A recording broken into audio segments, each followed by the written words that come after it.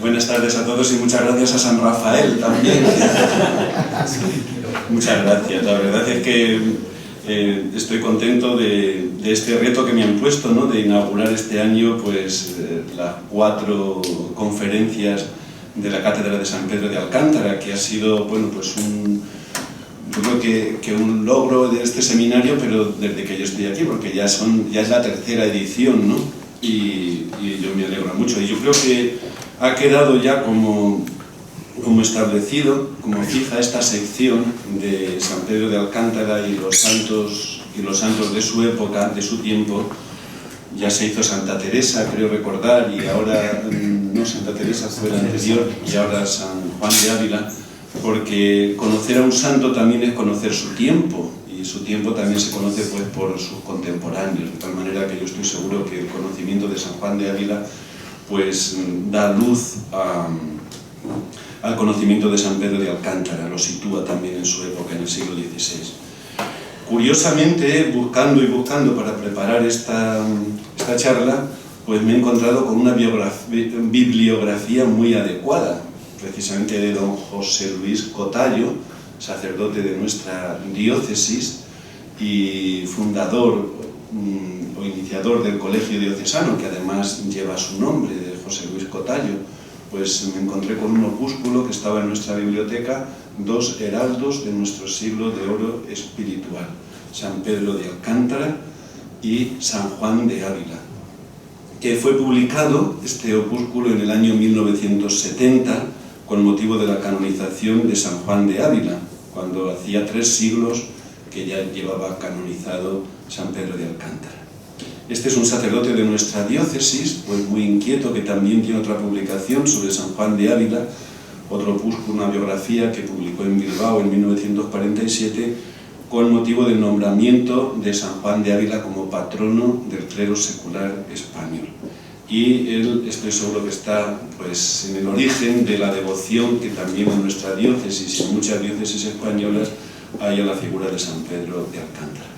El capítulo 2 de este opúsculo de don José Luis Cotallo se titula Vidas paralelas, y va como comparando, poniendo en paralelo algunos hechos de las vidas de San Pedro de Alcántara y de San Juan de Ávila. Y posteriormente, lo cual es muy interesante, en un capítulo 3, analiza lo que él llama la constelación de santos del siglo de oro, que tuvieron relación todos ellos, estuvieron en contacto todos ellos, ¿no? San Pedro de Alcántara y San Juan de Ávila, dice don José Luis Cotallo, eran los mayores de esta generación, eran los más ancianos y por tanto eran la referencia a la que recurrían muchos de ellos. Pero en esta generación, en esta constelación, en esta pléyade de santos del siglo XVI, como algunos han dicho, están figuras como Fray Luis de Granada, San Juan de Dios, San Francisco de Borja, San Ignacio de Loyola, San Juan de Ribera, Santo Tomás de Villanueva, Santa Teresa de Jesús, San Juan de la Cruz y muchos otros que no han llegado a la santidad, pero realmente formaron un equipo impresionante, además que tuvo una influencia posterior en los siglos XVII y XVIII, que llegaron hasta San Francisco de Sales, que tenía también como libro de cabecera a San Juan de Ávila y en su método de oración se lo copia, o el cardenal Berulle en Francia, ¿no?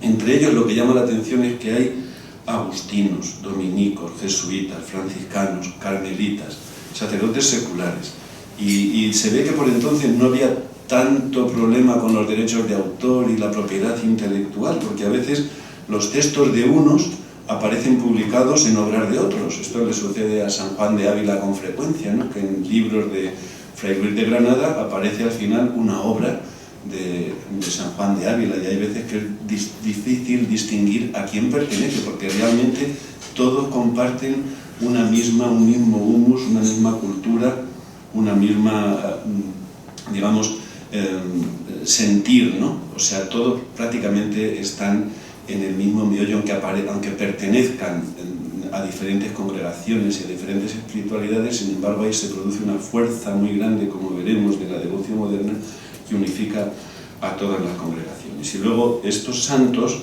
aunque hablamos de ellos como santos, pero en realidad son también literatos. Gran parte de la literatura del siglo XVI es una literatura religiosa, como lo era la música o como lo era el arte, la pintura, o también la literatura era fundamentalmente religiosa. Se escribían, y de hecho en el siglo XVIII y XIX, cuando se elaboró el diccionario de la Real Academia Española, las autoridades eran muchos de estos santos. San Juan de Ávila, muchas de las palabras que hablamos, el diccionario cuando se creó es a base de textos de San Juan de Ávila para precisar el sentido que tenían las palabras, porque ahí se forjó también el lenguaje, ¿no? Y de hecho ahí en este momento se creó en la Universidad de Jaén un equipo de estudio para estudiar a toda esta generación desde el punto de vista literario e histórico. Y luego además eran personas, digamos, enciclopédicas o interdisciplinares. Por ejemplo, San Juan de Ávila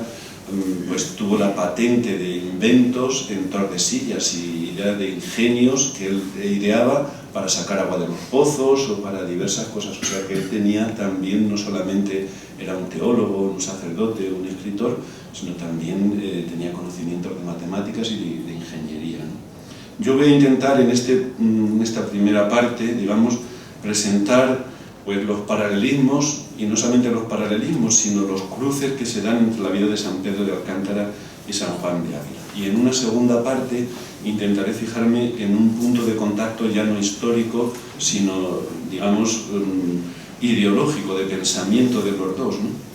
Y por tanto, comienzo con esta primera parte, ¿no?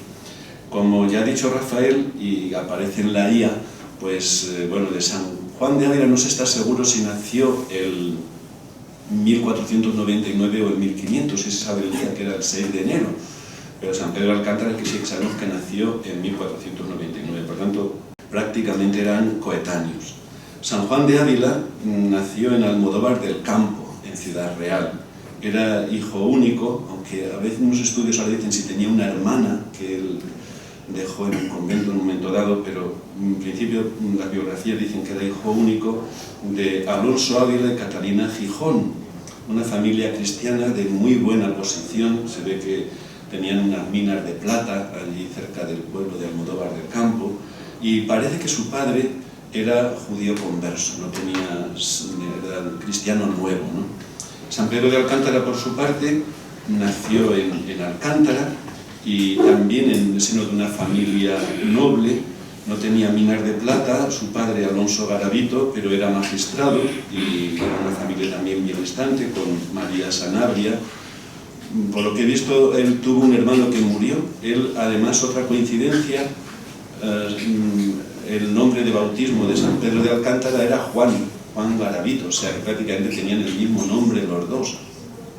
Parece que tuvo un hermano, que luego su madre, murió su padre y se casó de nuevo su madre, pero también era como hijo único de ese matrimonio, porque ese hermano habría fallecido, ¿no?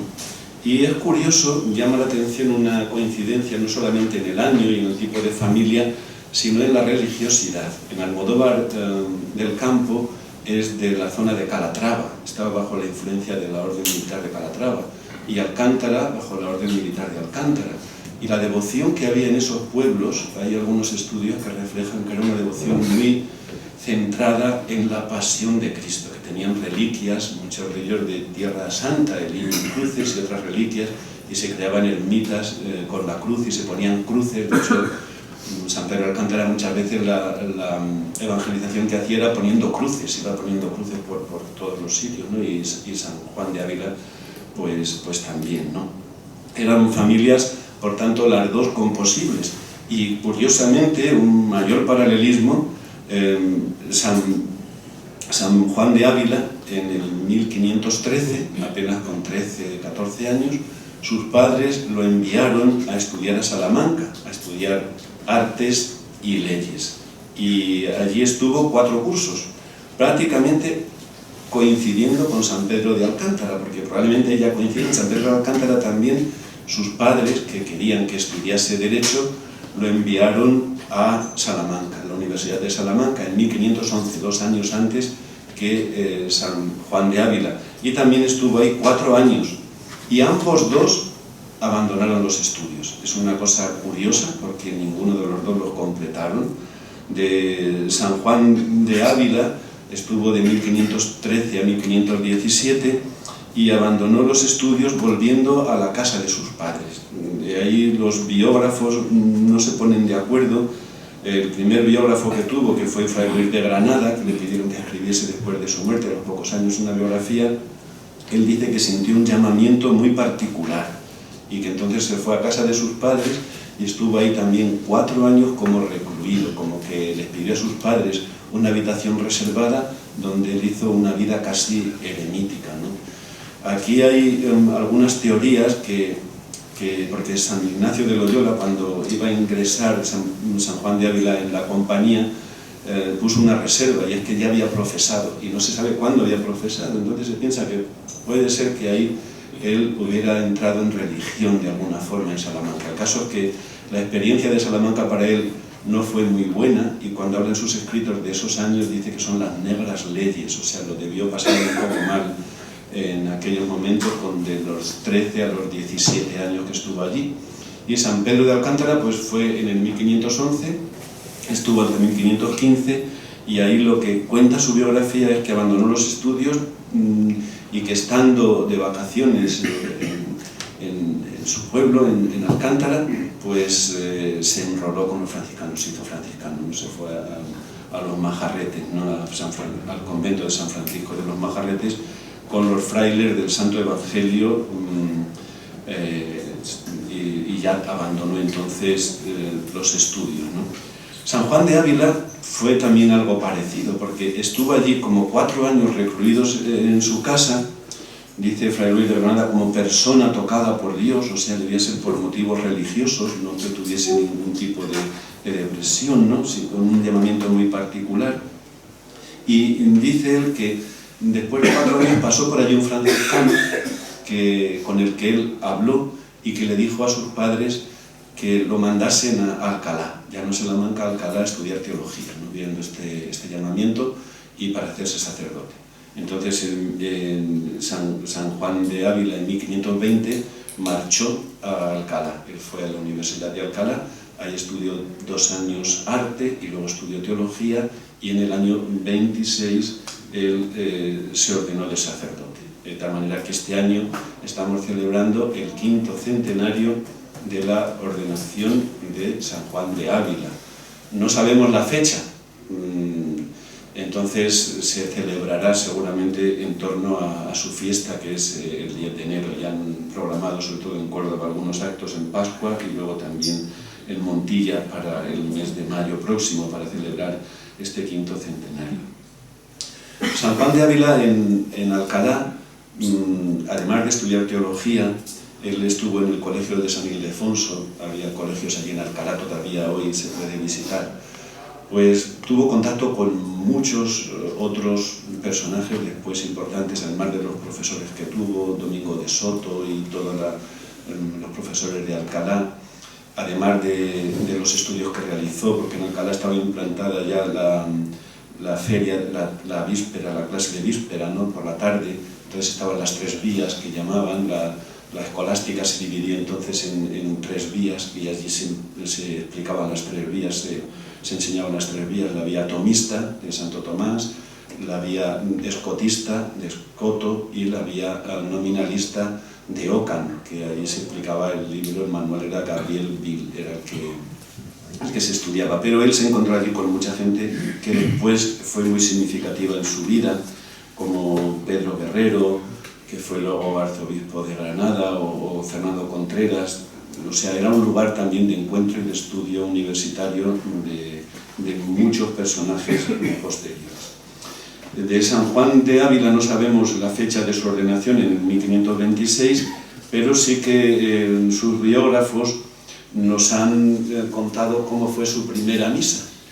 Y además, yo creo que Viridiana, la película de Buñuel, de alguna forma lo refleja, porque se ve que él en la primera misa, que fue en Almodóvar del Campo, vendió todo lo que tenía. Sus padres ya habían fallecido, lo repartió entre los pobres y hizo una cena para 12 pobres que había, y organizó. Eso es como proverbial, ¿no? de esa época de San Juan de Ávila, porque él tenía la intención de marchar de misionero a América en aquel entonces. Pero, digamos, la ordenación de San Pedro de Alcántara. San Pedro de Alcántara, por lo que yo he podido ver, recibió el subdiaconado en el 22 y más o menos a los 4 años, así, en el 1524, recibió la ordenación, ¿no? Parece ser que él entonces, después de los Majarretes, fue a Belvir de Monroy, después le mandaron de guardián a un convento de Badajoz que se acababa de inaugurar, y allí es donde se ordenó, le ordenó el obispo de Badajoz, y luego, el mismo año de la ordenación, le mandaron al convento de los Ángeles de Robledillo, donde ya él comenzó su labor reformadora. San Juan de Ávila, cuando se ordenó, él ya tenía como los contactos hechos. En cuanto que hizo la primera misa y repartió sus saberes entre los pobres, él viajó a Sevilla, porque había contactado con un obispo que acababan de nombrar de una diócesis nueva de México, de Tlaxcala, Fray Julián Garcés, que era un dominico, y ya tenía concertado con él marchar en el mismo barco que él marchase a México, a misionar, ¿no? De misionero, a evangelizar el Nuevo Mundo. Pero no pudo ser así. De hecho, ninguno de los dos, ni San Pedro de Alcántara ni San Juan de Ávila, cruzaron el Atlántico, ¿no? El océano. Sin embargo, sí que hay que decir que ambos dos tuvieron una gran repercusión, de tal manera que los alcantarinos fueron bastantes de ellos a América, y de San Juan de Ávila también muchos de sus discípulos pues hicieron lo que no podía haber hecho su maestro. De hecho, muchos de sus escritos se han encontrado en México y en Perú. Muchos de los escritos de San Juan de Ávila estaban por allí difundidos. ¿Qué pasó para que no fuera? Pues también es un poco sorprendente o misterioso lo que pasó, porque él efectivamente se fue a Sevilla para zarpar hacia América, pero no fue así. O sea, él se marchó allí y estuvo viviendo con su compañero de estudios, Fernando Contreras. Ambos comenzaron lo que se ha llamado la escuela abilista, viviendo juntos. Llegaron a tener hasta 24 sacerdotes que vivían juntos y que hacían correrías apostólicas. Y lo que dice Fray Luis de Granada, que fue que el obispo de Sevilla entonces le oyó una predicación que se llamaba Alonso Manrique, ¿no? Y él predicó el día curiosamente, de Santa María Magdalena, un sermón que deslumbró. Y entonces el obispo de Sevilla, dice Fray Luis de Granada, que se aficionó a él y le mandó por precepto de santa obediencia que se quedase en su arzobispado, y ahí se quedó. Le dijo: tus Américas están aquí, le vino a decir a San Juan de Ávila, ¿no? Hay otra teoría también que los historiadores ponen, ¿no? Y es que había una norma del patronato de América, que no podía ir ninguno que fuese judaizante. Quiere decir que aunque no se había declarado judaizante, pero él era hijo de judío converso, entonces no era cristiano viejo, y parece ser que era una norma, pero no está claro esto, ¿no? de por qué realmente no fue a América, ¿no? Y frustrado definitivamente este deseo suyo de ser evangelizador del nuevo continente y del nuevo mundo, pues se quedó en Sevilla, como le había pedido el arzobispo. Fueron años de estudios, unos años de estudio, de convivencia también con Fernando Contreras, en que fue haciendo un estilo de vida en común, ¿no?, entre ellos, y también, por lo que cuentan, de una intensa y famosa, o por lo menos que tuvo bastante repercusión, actividad misionera. Tenemos que tener en cuenta que Andalucía, por aquel entonces, había muchos moriscos, entonces había muchas misiones populares por toda la zona, ¿no?, y también en Extremadura, ¿no? Y él en concreto hizo misiones itinerantes, estuvo en algunos sitios como Alcalá de Guadaira, Jerez, Palma del Río, Écija, Lebrija, y otros lugares, ¿no? Y ahí hubo un hecho muy significativo en Écija, porque se convirtió una joven que era doña Sancha Carrillo, que era hija, me parece, de los duques de Feria, y es un referente para San Juan de Ávila, porque esta joven es a la que él escribe uno de sus libros fundamentales, que es el Audifilia, del que hablaremos un poco más adelante. Como siempre sucede en esta vida, los éxitos, pues lo que llevan anejos son las envidias, las denuncias y todo eso. Y a San Juan de Ávila pues eso le pasó, ¿no? Era tan exitoso que le denunciaron a la Inquisición. Y le denunciaron, yo creo que aquí es más por alumbrado, ¿no? Para que veamos el éxito que tenía.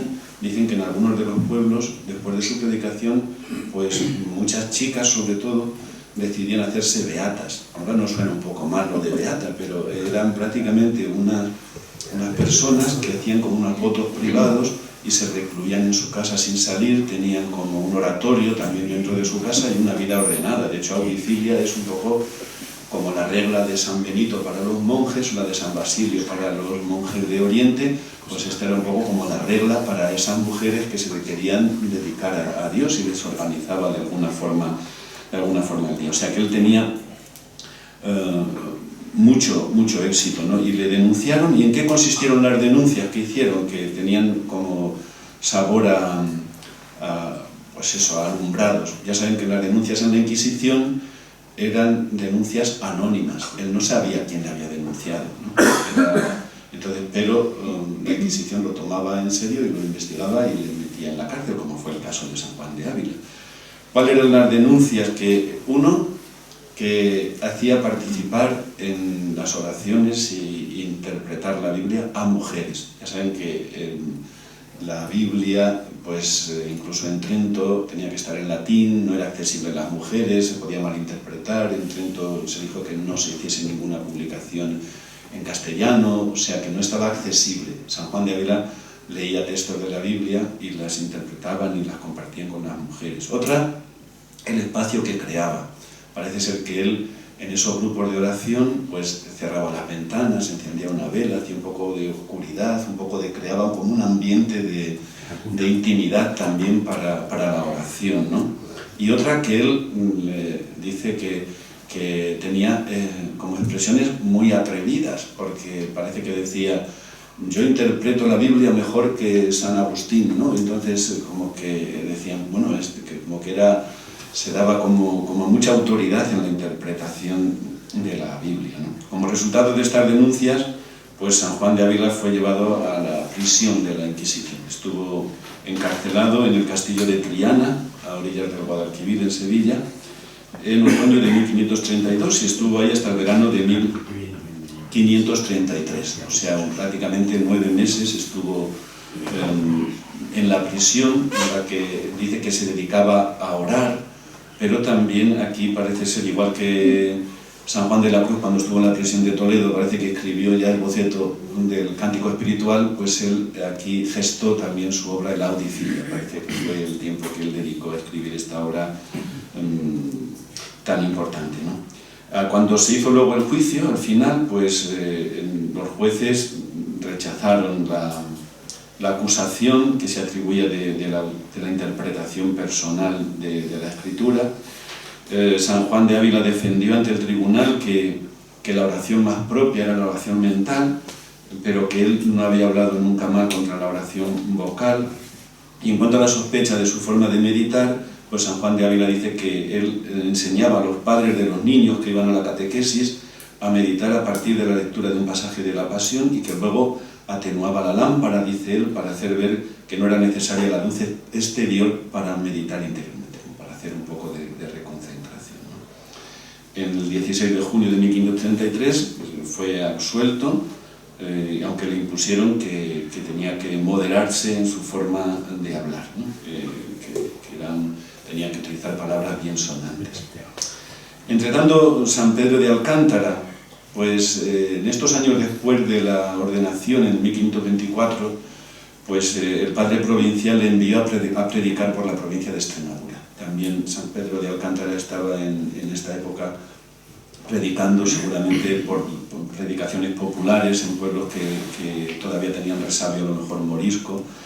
Y hasta 1537, o sea, desde su ordenación en 24 hasta el 37, en que le dieron permiso para ir a San Onofre de Lapa para una vida más retirada, que era lo que él quería, ¿no? Y ahí es donde escribió el tratado de la oración y la meditación, y ahí también parece ser que recibió visitas de Fray Luis de Granada, ¿no?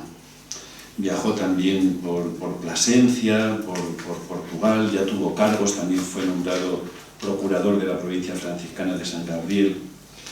Y en la vida de San Juan de Ávila, así como San Pedro de Alcántara era franciscano, San Juan de Ávila pues no entró en ninguna orden. No sabemos si por eso que hemos dicho antes, si es que había hecho voto y ya era religión, como decía San Ignacio de Loyola cuando pretendía entrar en la compañía, pero lo cierto es que él permaneció como sacerdote secular siempre. En 1534 se incorporó a la diócesis de Córdoba, porque allí tenía un amigo precisamente de Alcalá, que era Fray Álvarez de Toledo, y este obispo le dio un beneficio. O sea, antes ya saben que los sacerdotes seculares no estaban incardinados y tenían que tener pues, una ordenación a título de patrimonio propio, si tenían dinero para sustentarse, y si no tenían que tener un beneficio del que poder vivir. Y allí el obispo de Córdoba, a San Juan de Ávila, le dio, digamos, un medio de subsistencia, que era el beneficio de una villa de Córdoba que se llama Santa Ella, y del que él tomó posesión, el único que ha tenido como posesión, y siempre a partir de entonces aparece en los papeles como clericus cordubensis. Por eso Córdoba lo considera como un sacerdote propio, aunque él era de Ciudad Real, ¿no?, de Almodóvar del Campo. En esa época también él, como San Pedro de Alcántara, conoció a Fray Luis de Granada.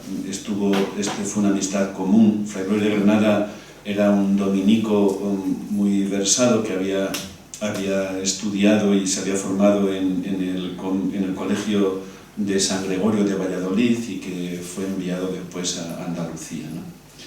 En 1536, después de 2 años ahí en Santa Ella, pues San Juan de Ávila se desplazó a Granada. Le llamó el arzobispo de allí, Gaspar de Ábalos, le ofreció para que se quedase allí una canonjía, la canonjía de magistral en la catedral. San Juan de Ávila no aceptó. Esto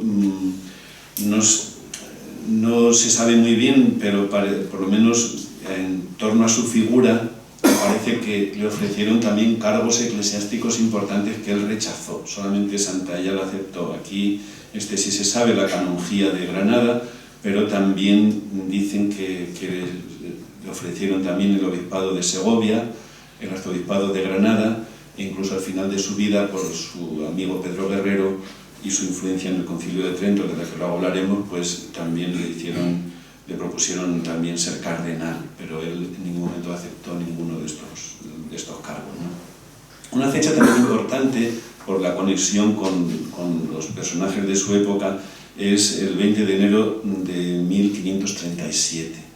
Esto yo creo que es bastante conocido porque estaba en Granada, como hemos dicho, y él predicó la fiesta de San Sebastián en una ermita de la ciudad dedicada a él, y uno de sus oyentes era Juan Ciudad, que al escucharle pues se convirtió. Era un librero, no se sabe si portugués, ¿no? Y salió por la Puerta Elvira de la ciudad donde él vendía los libros. Salió como loco en Granada, así se llama alguno de sus libros, y fue San Juan de Dios, ¿no? Dicen que salió corriendo por las calles y que iba diciendo, gritando, Dios me ama, después de escuchar a San Juan de Ávila predicar el día de San Sebastián. En ese año también, en el 37, falleció muy joven doña Sancha Carrillo, que era una dirigida suya y una de las beatas que él había dejado en Écija, ¿no? Y él fue al entierro, y a ella le siguió dedicando su libro, del que luego hablaremos, las peripecias que tuvo de audifilia.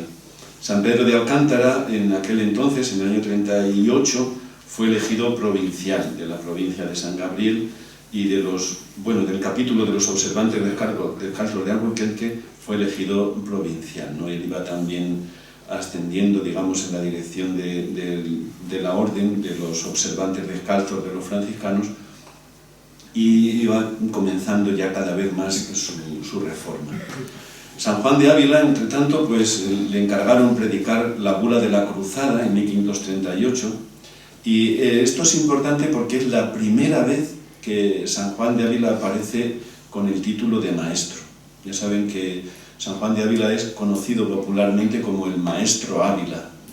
De hecho, cuando era beato, pues, era siempre el Maestro Ávila. Todos, era como le llamaban sus contemporáneos, y era como se ha quedado también en la tradición. Entonces aquí también hay otro punto en su biografía interesante, que es saber cuándo consiguió él este título, cuándo hizo esa maestría que sería un equivalente a nuestro doctorado, ¿no? Porque él estudió en Alcalá, después en Sevilla también completó algo los estudios cuando no fue a América, y parece que aquí en Granada pudo conseguir el doctorado. Yo tengo una teoría, esta es teoría mía, que su tesis doctoral muy bien pudo titularse así: ¿qué relación existe entre la pasión de Cristo y el perdón de los pecados? ¿Por qué digo esto? Porque su escrito más académico, más científico, con más citas, más cuidado, es el comentario a la primera canónica de San Juan, que además ha aparecido en ambientes universitarios. Los manuscritos hay dos, uno apareció en la Universidad de Salamanca y otro en el Escorial, en ambientes universitarios. Y sus escritos, yo creo que es el más elaborado así académicamente, que a partir de una cita de la primera canónica, de la primera carta de San Juan, y también con referencia a María Magdalena, que ya fue su primer sermón allí en Sevilla, pues él se pregunta por qué dice la Escritura que Cristo murió propter peccata nostra. Y en esto sí que también apoya esta teoría lo que es la vera efigies, o sea, cómo se ha representado a San Juan de Ávila desde el principio, desde la primera representación, así como Santa Teresa tuvo aquel primer cuadro, ¿no? Pues también San Juan de Ávila había como una constante en la representación de este santo desde los primeros momentos. Y a San Juan de Ávila se le representa con un crucifijo, con Cristo en la cruz, y una leyenda que sale de su boca que dice Magister, él es maestro, ¿no? Cuando se hizo maestro, remituntur tibi peccata tua, ¿no? Entonces es como el título, como el lema de lo que fue su vida, o por lo que era más conocido. Y en esto también es similar a San Pedro de Alcántara, porque la vera efigie de San Pedro de Alcántara, quizás la más representada de San Pedro de Alcántara, también con un crucifijo y con una calavera, probablemente también por su ascetismo y por su carácter penitencial, pero ya lo vemos incluso en de Pérez Comendador, como está incluso con el crucifijo, que también es muy parecido a la representación que hay de San Juan de Ávila, ¿no? En 1539 sucede otro acontecimiento importante en la vida de San Juan de Ávila, y es que le piden predicar en las pompas fúnebres de la emperatriz Isabel, esposa de Carlos V, cuando llega a Granada, ¿no? Para enterrar. Y en ese momento es importante porque se da la conversión del marqués de Lombay, que después será San Francisco de Borja, que había llegado a Granada acompañando el cadáver, y que ingresó posteriormente, una vez convertido, en la Compañía de Jesús, y fue además su tercer prepósito general. Es proverbial que este santo, viendo el cadáver descompuesto de la que había sido, de la que era una joven y bellísima emperatriz y reina, pues dijo: ya no serviré a más reyes que puedan perecer, ¿no? Y a partir de ahí, además, San Juan de Ávila tuvo mucha relación y epistolar con San Francisco de Borja, ¿no? Y fue el que intentó que él entrase en la compañía una y otra vez, y le hablaba a San Ignacio. San Ignacio decía una cosa curiosa, es que si San Juan de Ávila entrase en la compañía, que lo recibirían como el arca del Antiguo Testamento, porque era proverbial que sabía la Biblia de memoria. Y esto es otra coincidencia con San Pedro de Alcántara, que también dicen de él que se sabía la Biblia de memoria. Quizás hoy nos extrañe, porque a veces sabemos las citas, pero hoy casi no sabemos pues el capítulo y el versículo, pero en aquel entonces la Biblia no estaba todavía dividida en capítulos y versículos. Entonces, para citarla había que saberse de memoria, tenían que aprender de memoria, porque si no, no había otra manera de localizar los textos, ¿no? Ahora uno va, bueno, pues es el capítulo 10 o es el capítulo 8, pero si no, había que utilizar mucho más la memoria de lo que hoy la utilizamos. Y a partir de 1539, prácticamente durante 4 o 5 años, San Juan de Ávila se dedicó en cuerpo y alma, porque estuvo viviendo allí, a crear, digamos, me parece que fueron 23 colegios los que hizo para niños y para formación, pero también fundó una universidad, que fue en Baeza. En Baeza él hizo la universidad. Y ahí estuvo como punto de referencia, no fijo, pero desde el año 39, me parece que es hasta el 44 en que se aprobó, porque ahí tenían que tener pues sponsor, gente que pusiera dinero, que lo fue localizando, y luego contactos en Roma para que pudiese dar títulos pontificios, ¿no?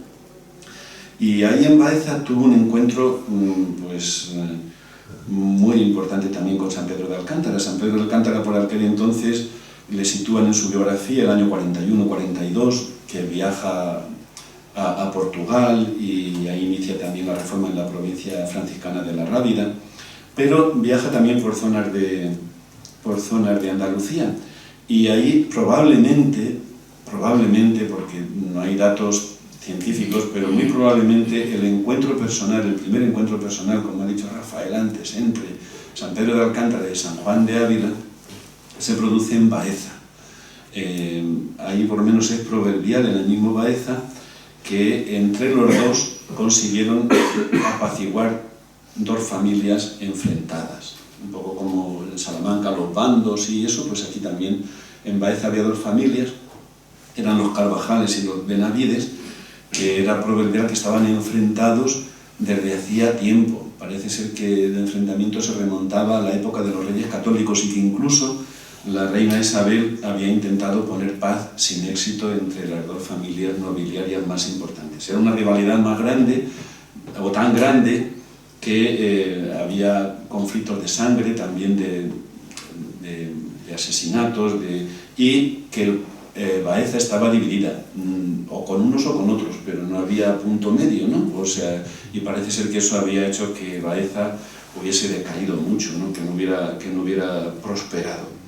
Y fue la actuación evangelizadora de ambos santos, de San Pedro de Alcántara y San Juan de Ávila, con su ejemplo, con su palabra, con sus conversaciones en público y también en privado, como lo consiguieron.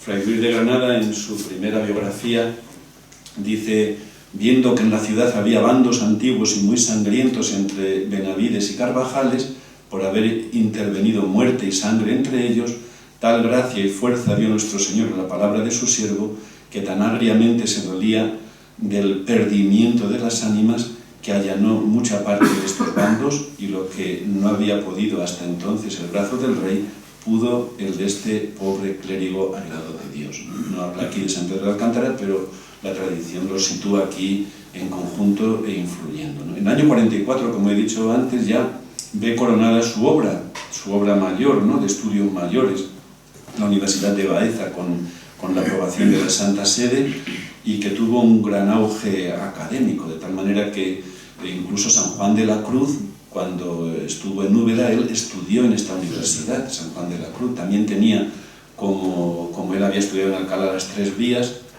y el primer rector que puso era un discípulo suyo, Bernardino de Carleval, que también fue incluso perseguido por la Inquisición. Ya saben que los estudios entonces pues eran los estudios básicos con el trivium, luego el quadrivium, y luego ya aquí en la universidad lo que se estudiaba era artes, latín, griego, filosofía y teología, ¿no? Era lo que se estudiaba en esta universidad. En el año 46 los condes de Feria lo llaman Azafra, y en Badajoz, ¿no? Y allí predica la Cuaresma y está varios días pues predicando, ¿no? Allí por tierras extremeñas, por las tierras de Badajoz.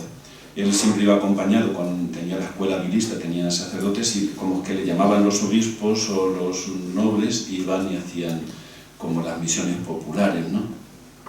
Y allí parece ser que ya debía tener el Audifilia terminado, su obra más importante, y Fray Luis de Granada le pidió que lo publicase ya, pero San Juan de Ávila tenía sus reticencias fundadas y dijo que hasta que no saliesen los decretos de Trento que él no publicaría nada de esto, ¿no? Entonces lo retuvo.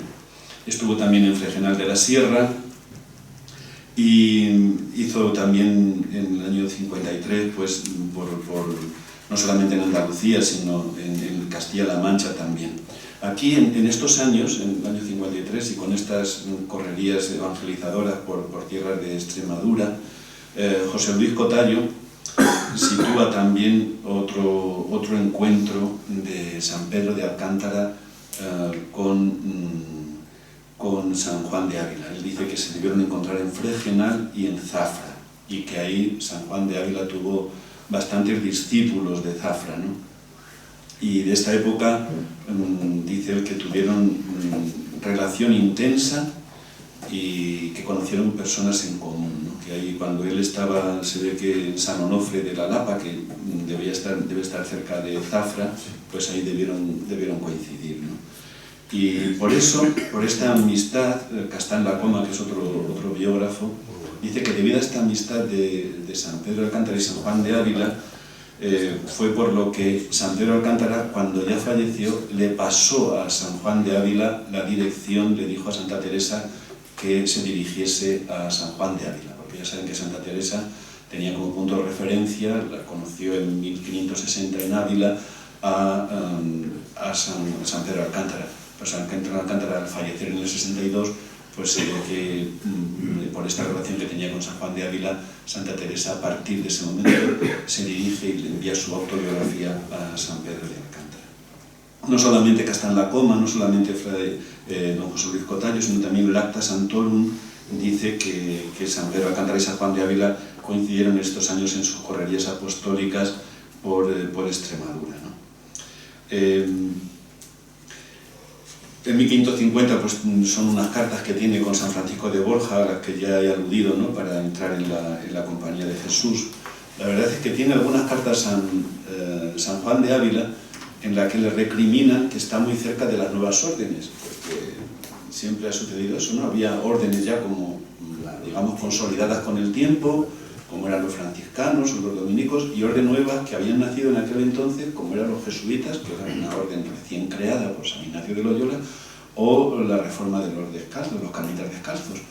Y él dice en una carta que las órdenes nuevas tienen más brío que las antiguas, ¿no? Porque, vamos, y de hecho muchos de sus discípulos fueron, como hemos dicho, a América, y otros muchos, como él no fundó, después de su muerte, pues pasaron a los jesuitas, a los que también entregó sus colegios. Muchos de los colegios que él fundó pasaron a la Compañía de Jesús, y otros también fueron a los carmelitas, a las órdenes nuevas, ¿no? Y los intentos fue de San Francisco de Borja, pero nunca se llegó a materializar su paso, ¿no? Ya en los años 50 comenzaron sus enfermedades, y en el año 51 su compañero de estudios, Pedro Guerrero, que era por entonces arzobispo de Granada, pues quiso llevárselo como secretario a la segunda etapa del Concilio de Trento. El Concilio de Trento duró mucho, duró 17, 18 años, de 1545 a 1563, y en la segunda etapa, del 51 al 52, pues ya Pedro Guerrero,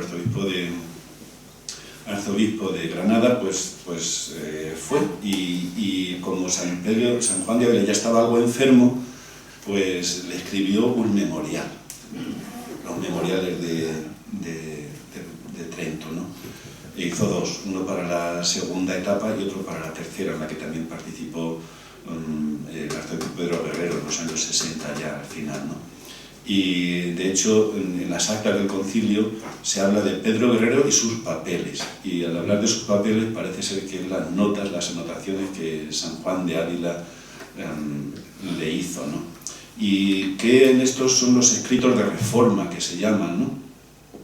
San Juan de Ávila, cuando funda los colegios, tiene como una idea clara, ¿no? tiene una idea clara, dice: esta sociedad está perdida, esta sociedad está depravada, hay mucho vicio, dice, y los príncipes, los gobernantes, lo que hacen es poner leyes y leyes, y las leyes son muy buenas, dice, pero tiene que haber gente capaz de cumplir las leyes, porque si no hay gente capaz de cumplir las leyes, entonces él dice en sus colegios que hay que construir la persona, hay que construir una persona que sea capaz de descubrir el valor de las leyes y de realizarlas en su vida, porque si no, no tiene ningún sentido hacer leyes y leyes que sean buenas.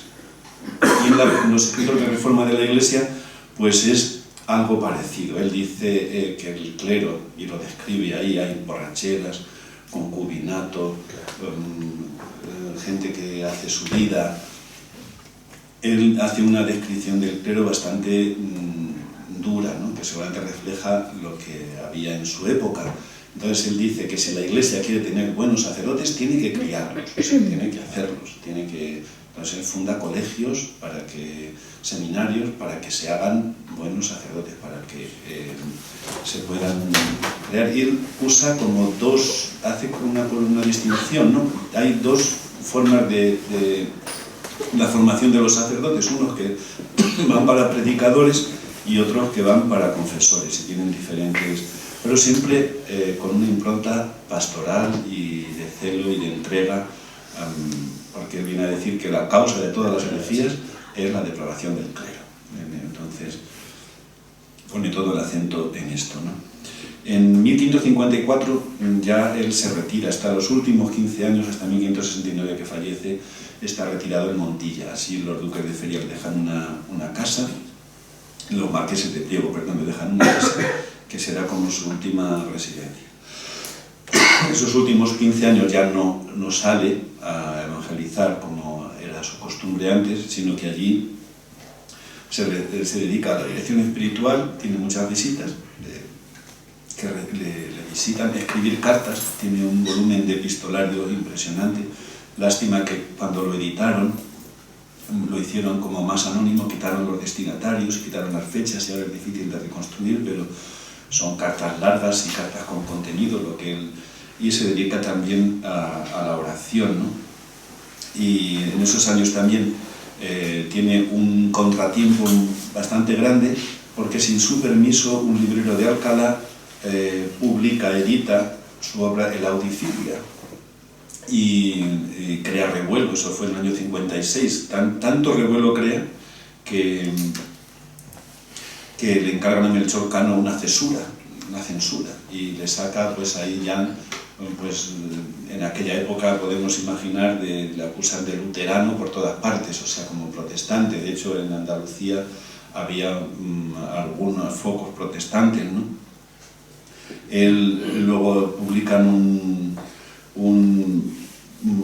una lista, un catalogus librorum qui prohibentur, o sea, una lista de inquisición de catálogos de libros que se prohíben, y lo incluyen ahí. Para él eso es un golpe duro, y se dedica también esos últimos años a revisar, según los decretos de Trento, a revisar el contenido de sus libros.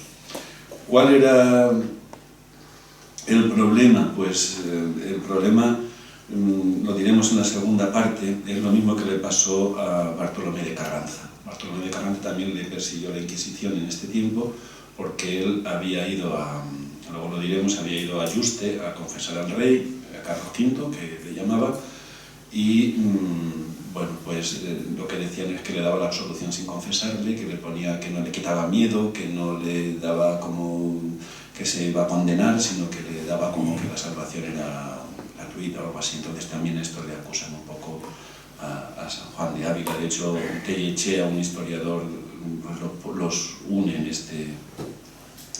este tiempo, ¿no? Bueno, en el año 62 fallece San Pedro de Alcántara, y don José Luis Cotallo en este opúsculo dice que en esta fecha es el momento en que Santa Teresa pasa de consultar sus dudas espirituales a San Pedro de Alcántara a San Juan de Ávila. Y ya sabemos lo que dice Santa Teresa de San Pedro de Alcántara, aparte de describirle sus manos y en su delgadez. Dice de él que fue el Señor servido remediar gran parte de mi trabajo, y por entonces todo contra él a este lugar al bendito Fray Pérez de Alcántara, ¿no? Él había ido a Ávila y para ella fue un apoyo grande. Casi a los principios vi que me entendía con experiencia. Ella, cuando habla de los directores espirituales, dice que ni que tengan mucha ciencia y no tengan experiencia, ni que tengan experiencia y no tengan ciencia, que tienen que equilibrar estas dos cosas los directores espirituales, ¿no? Y luego, pues dice, cuando encontró dificultades con la Inquisición, dice, en aprobarlo este santo viejo, habla porque él era ya mayor que Santa Teresa, y poner mucho con uno y con otros en que nos ayudasen, fue el primero que hizo todo. O sea que ella encontró en San Pedro de Alcántara comprensión y que siguiese adelante, que la animó con las fundaciones. Cuando muere San Pedro de Alcántara, pues es San Juan de Ávila. A San Juan de Ávila Santa Teresa le envía la autobiografía, y San Juan es el que también la escribe, pues tiene una carta a Santa Teresa, pues dándola como el placet o el nula osta a su escrito. Y cuando en el año 69 murió San Juan de Ávila, pues también Santa Teresa tiene como una anotación, dice lloro, igual que cuando San Pedro de Alcántara, dice lloro porque pierde la Iglesia de Dios una gran columna y muchas almas un grande amparo que tenían en él, que la mía, aun con estar tan lejos, le tenía por esta causa bien grande obligación. O sea que ella reconoce que tuvo influencia. Todavía antes de morir, así como escribió los dos memoriales para el Concilio de Trento, también en aquel entonces, ya en el 63, una vez acabado el Concilio de Trento, se hicieron concilios regionales, o sea, se hizo el Concilio de Trento, pero luego había que aplicarlo, y entonces Trento mandó que se hicieran concilios provinciales. Y en Toledo, pues Bartolomé de Carranza convocó un concilio, pero estaba preso de la Inquisición, y ese concilio lo tuvo que dirigir Cristóbal de Rojas, que estaba en Córdoba, y se marchó allí a dirigir el concilio que había convocado Carranza.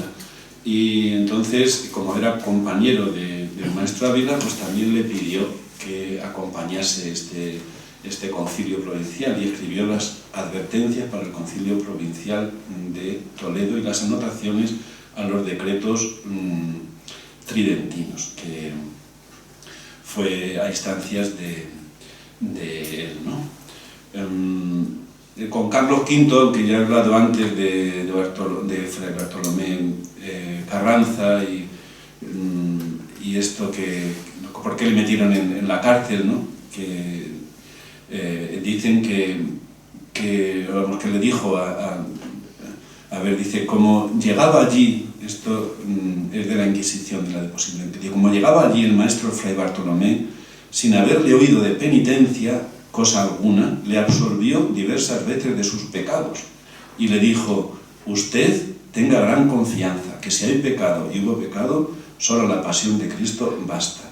Y estando usted muy al cabo de la vida, tornó a entrar el arzobispo en la cámara y se puso delante de la cama de rodillas con un crucifijo en las manos, y mostrando al emperador el crucifijo le dijo, este es quien pagó por todos, ya no hay pecado, todo es perdonado.